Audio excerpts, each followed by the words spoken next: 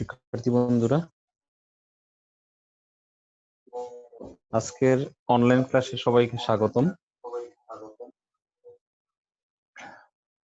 গত ক্লাসে আমরা যে ক্লাসটি করেছিলাম যে কিভাবে আমরা দুই চলক বিশিষ্ট সরল সহসমীকরণদের সমাধান করব।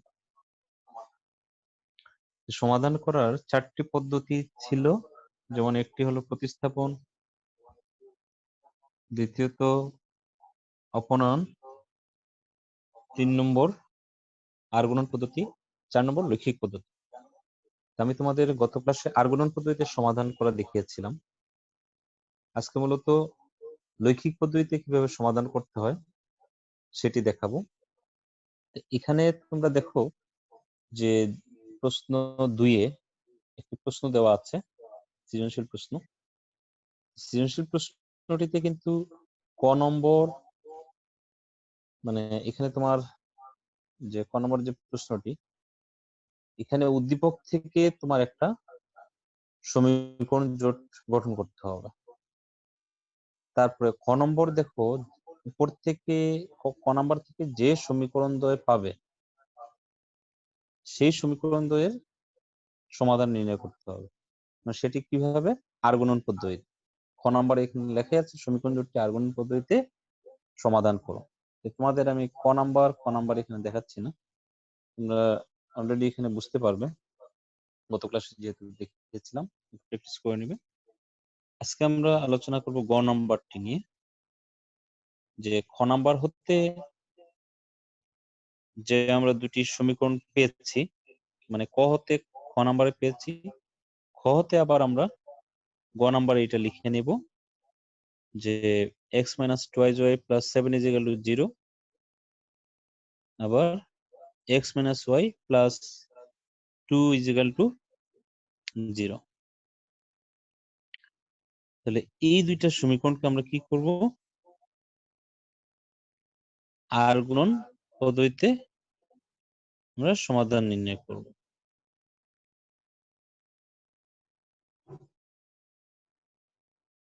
দুঃখিত, পেজটি চলে গিয়েছে।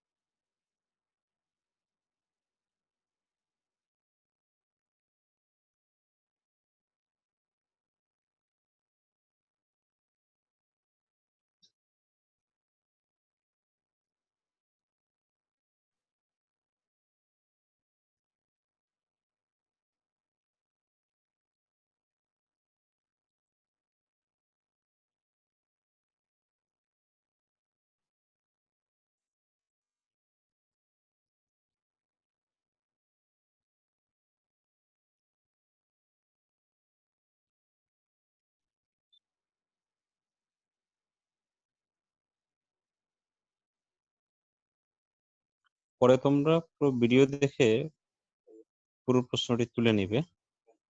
এখন আপাতত তোমরা শুধু গ নাম্বার যে প্রশ্নটি আছে শুধু সেটি তুলবে।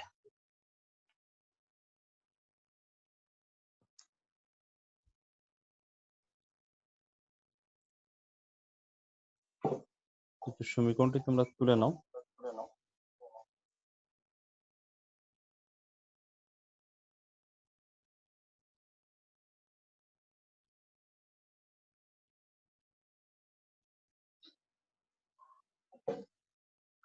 আচ্ছা, তাহলে এখানে দেখো x - 2y + 7 = 0, 3 নং যে সমীকরণ, মানে 3 নং বলতে এখানে উপর থেকে লেখা হয়েছে এই জন্য এখানে 3 নং।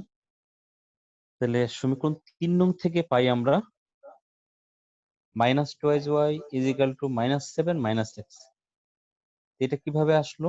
আমরা 3 নং সমীকরণ থেকে, মানে বাম পক্ষে শুধু ওয়াই টিকে রাখবো, এক্স কেও রাখতে পারি, কিন্তু আমরা সব অঙ্ক ওয়াই টিকে রাখবো। আর বাকি যে পদগুলো আছে সেগুলোকে আমরা ডান পক্ষে নিয়ে নিব। তাহলে এখানে আমরা -2y টিকে বাম পক্ষে রাখলাম, বাম পক্ষে আছে বাম পক্ষে রেখে দিলাম। আর ডান পক্ষে +7 আছে, ডান পক্ষে নিয়ে গেলাম। তো ডান পক্ষে নিলে এটা কি হয়ে যাবে? +70 হয়ে যাবে, -7 হয়ে যাবে। প্লাস ছিল, এটা মাইনাস হয়ে গেল।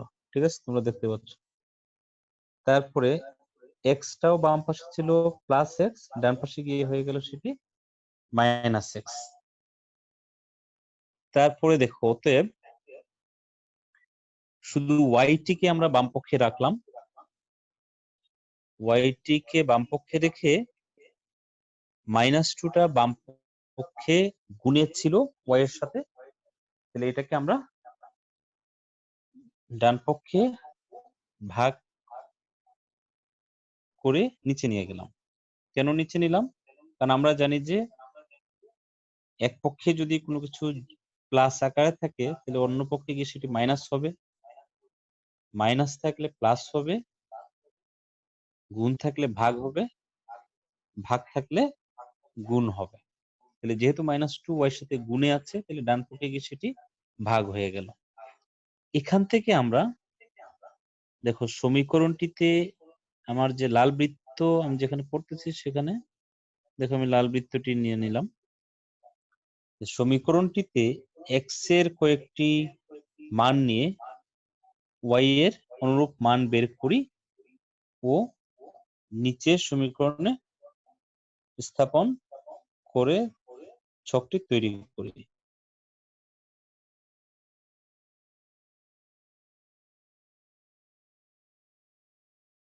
সমীকরণটিতে এক্স এর কয়েকটি মান নিয়ে ওয়াই এর অনুরূপ মান বের করি ও নিচের ছক তৈরি করি। এখানে দেখো যে এক্স এর যে মানগুলো আছে উপরে -3, তারপরে 3, 5, এগুলো কোথা থেকে পাওয়া গেল? এগুলো কিন্তু আসলে তোমরা যে কোনো মানই বসাতে পারবে, তবে এমন মান বসাতে হবে যাতে তোমার হিসাব নিকাশ ঠিক মতো হয়। যেমন এখানে 7 এর সাথে যদি আমরা -3 দিই, তাহলে এক্স এর পাশে আছে প্লাস চিহ্ন, আর 3 মাইনাস, প্লাসে মাইনাসে হয়ে যাবে মাইনাস। তাহলে 7 থেকে 3 মাইনাস হলে কত থাকবে? 3 মাইনাস হলে 4 থাকবে। তারপরে তাহলে উপরে থাকবে 4, আর 4 কে নিচে 2 দ্বারা ভাগ করলে কত হবে? 2 হবে।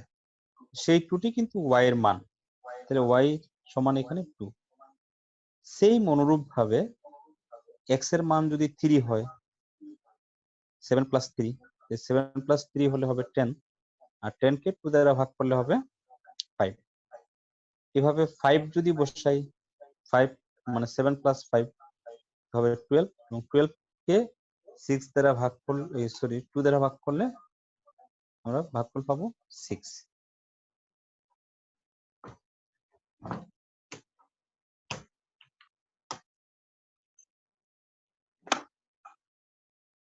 তারপরে সমীকরণটির লেখের উপর 3টি বিন্দু যথাক্রমে আমরা পেয়ে গেলাম -3, 2, 3, 5, 5, 6। আবার সমীকরণ 4 নং থেকে পাই। 4 নং থেকে আবার আমরা কি পাই? সেম বাম পক্ষে আমরা ওয়াইটাকে রেখে দিব, তো ওয়াইটাকে রেখে দিলে -y = বাম পক্ষে 2 + 2, ডান পক্ষে গিয়ে হয়ে গেল -2, বাম পক্ষের x টি ডান পক্ষে হয়ে গেল -x। পরে দেখো ওয়াই এর পাশে কিন্তু আবার মাইনাস আছে, এই মাইনাসটাকে আবার আমরা ডান পক্ষে নিয়ে নেব।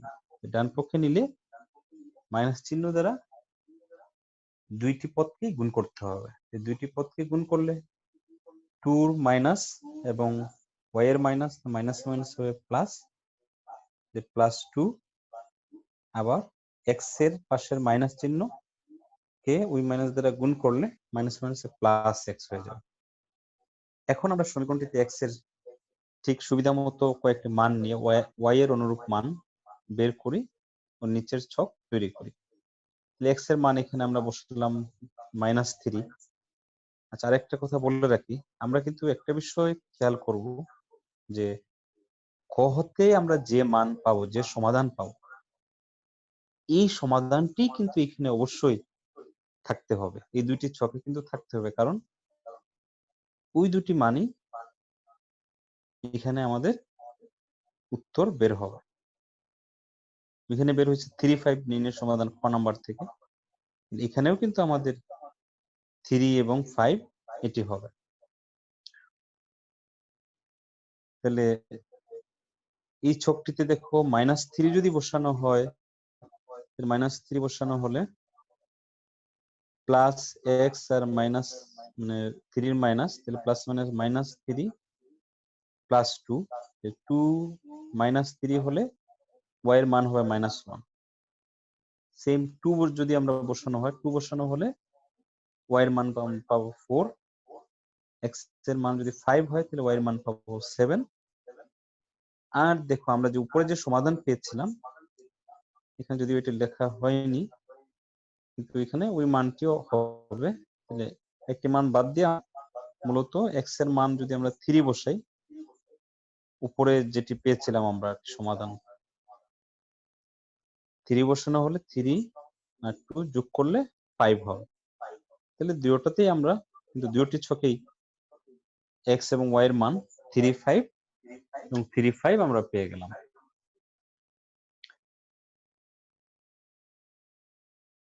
এখন সমীকরণটির লেখের উপর 3টি বিন্দু যথাক্রমে এখানেও পেয়ে গেলাম -3, -1,